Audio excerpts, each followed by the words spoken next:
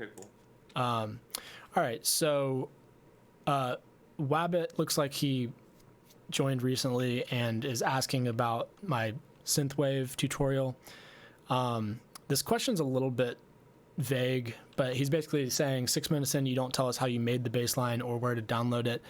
So in the tutorial, I do show basically how I created the bass line in the piano roll. So if you can follow along visually and kind of see what I did there.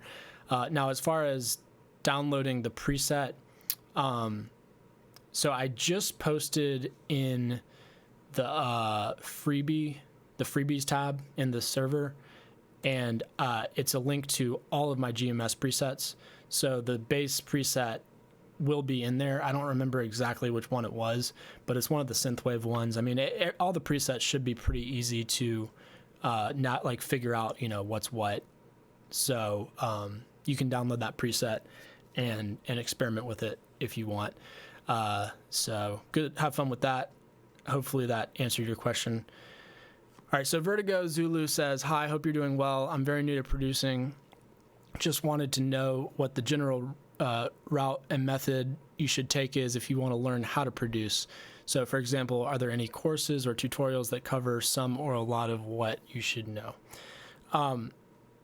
So, yes, I mean, there are tons and tons of tutorials, obviously, on YouTube. I know there are some courses on like Coursera or like some of those other websites. I don't know the exact websites, and to be honest with you, I don't know what good courses are or what bad courses are. I haven't taken any. So I am planning on doing a course, like a beginner's course for music production soon. It's something that I've been sort of, working on behind the scenes for a while, but I haven't actually had the time to, recently to like crank it out and create the content in the course. So that is something that I'm planning on doing soon. I know that you're probably anxious to like get started right away. So I'd say there's probably some courses on, like those websites like Coursera, stuff like that. I also do private lessons. I don't know, how much money you have or willing to invest into production, but I charge $40 for like an hour long session, private one-on-one lessons. So that's another option for you. And then obviously, if you don't really have a budget, YouTube, there's tons of free content on YouTube. The biggest problem with YouTube is just that if you're brand new, you don't really know what to even search for. So I'd recommend, checking out, I'm assuming you're using FL Studio, check out my channel for sure. And then also Michael in the Mix. His channel is amazing for FL Studio content. Really, really great stuff. So I definitely recommend him if you haven't found his content. And he does a lot of, beginner related stuff as well. He has like a beginner FL Studio video that's really in depth. So hopefully that helps you out. All right. So Gayeth669 says, hello guys. I've bought a DT990 Pro headphones today. Should I use SonarWorks headphone calibrator to correct it?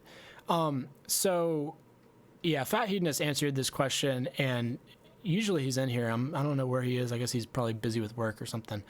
But I agree with what he's saying here. You're buying a professional pair of headphones, and actually the funny thing is I just bought these same headphones, and they sound great. Like I like them a lot, but they also, I'm kind of surprised by how bright they are. They have like a lot of really like super high end on them, which I'm not necessarily the biggest fan of, but it's kind of, they're good headphones. They sound great. So as long as you're kind of aware of that, then, you shouldn't need to use SonarWorks. SonarWorks, my understanding is it's more for like, using it in your room. So when you have your studio monitors set up, it's kind of hard to, even unless you have like an acoustician or whatever those people are called, who come in and like professionally set up your room and make sure that everything is perfectly set up with your acoustic treatment. And like, there are certain things you can do on your own, like what I've done in my studio, but even doing all that stuff, your room is still going to have it's not gonna be perfect.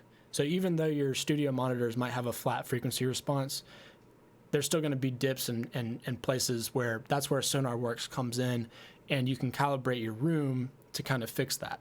Now, headphones, you don't have any of those issues because they're, the sound is going directly into your ear. So I wouldn't worry about it in headphones. It's more for, your actual studio with the studio monitors. So that's just my opinion. All right, that wraps up those questions. I'll go ahead and stop recording.